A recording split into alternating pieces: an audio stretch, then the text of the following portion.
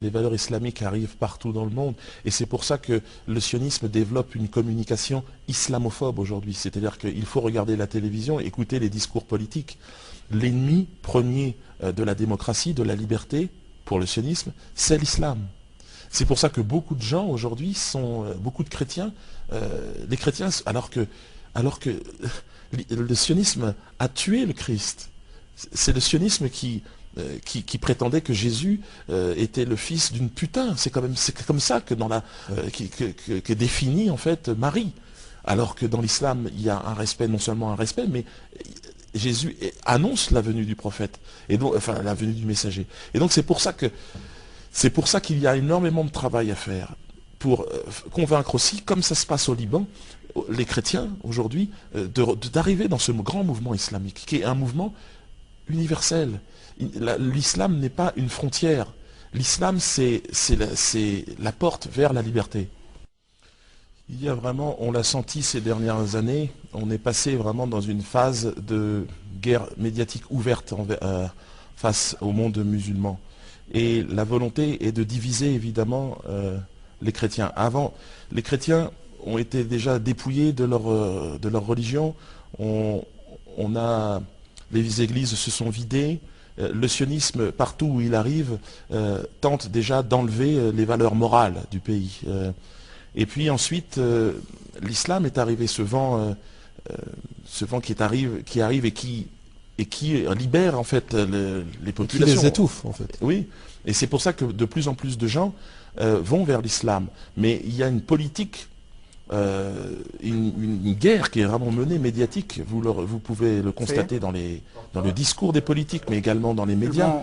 C'est-à-dire qu'il n'y a aujourd'hui quasiment, il n'y a pas une journée où il n'y a pas l'exemple, une parole islamophobe. C'est-à-dire que dans tout, la carte d'entrée, la carte pour pouvoir s'exprimer, c'est déjà d'être islamophobe. C'est la seule façon de s'exprimer dans les médias aujourd'hui en France.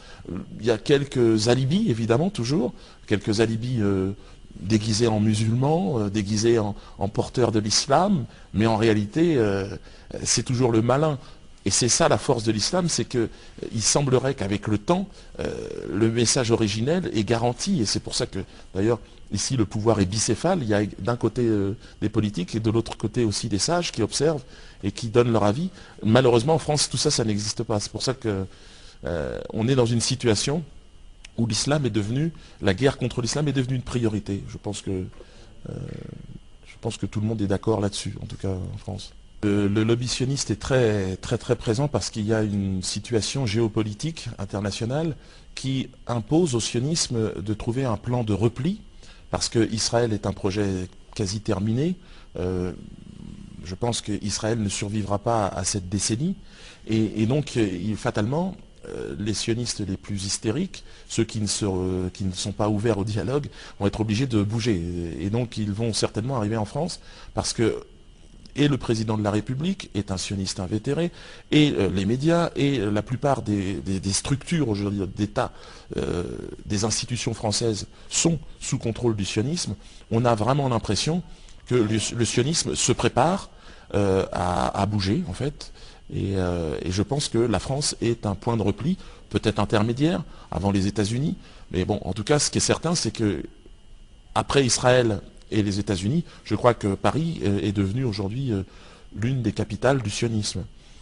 Une question qui m'est venue à l'esprit, M. Mbala. Vous n'avez pas de problème en France, vous vivez en France et vous avancez ces propos très justes et très dangereux même, en tant que quelqu'un qui vit en France. Vous n'avez pas de problème? Bon, je dirais que parce que les sionistes n'aiment pas ça. Non, par rapport et par respect pour tous ceux qui sont tombés face au sionisme ici, je ne vais pas me plaindre. Mais je me suis fait agresser physiquement à plusieurs reprises. 4 sionistes m'ont agressé dans le dos, évidemment. Et bon, je suis tombé sur le sol, j'ai été roué de coups. Je me suis relevé, je me suis défendu. Je les ai même neutralisés. Ils se sont fait juger. Ils ont fait 1 mois de prison, mais évidemment, aucun média n'en a parlé. Je me suis fait agresser à d'autres, mais de manière générale, je ne me fais plus agresser maintenant. Il faut savoir que le sioniste est lâche. En plus de ça, moi je suis un combattant par la force des choses, j'ai fait des arts martiaux et je me défends.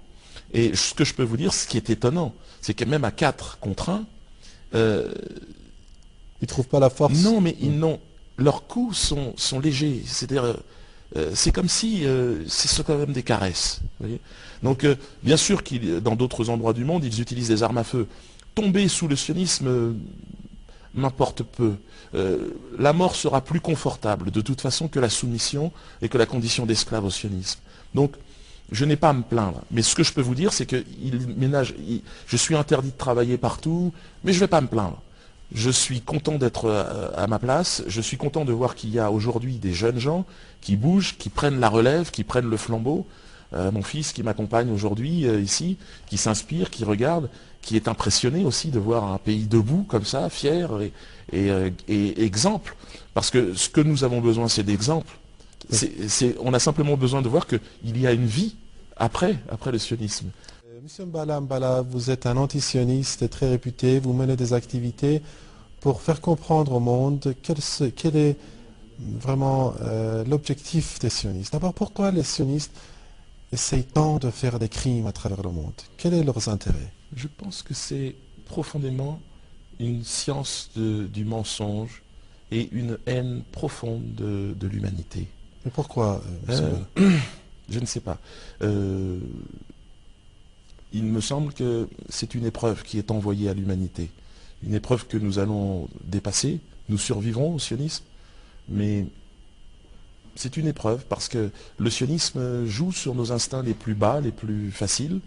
Et il nous tente. Il tente de nous...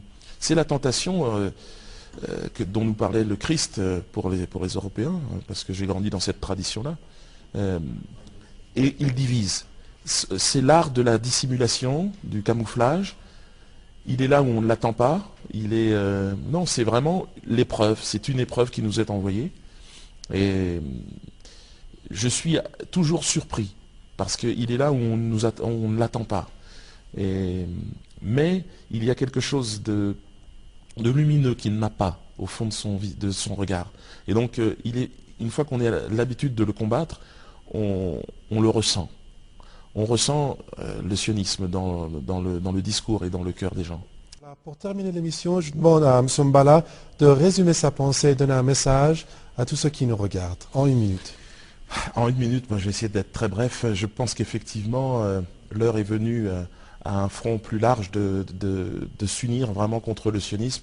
Les musulmans doivent tendre la main aux chrétiens, et les chrétiens qui sont aujourd'hui perdus doivent rejoindre l'islam ouvert, cet islam moderne qu'a lancé, enfin cette révolution islamique qu'a lancé Imam Khomeini, qui est une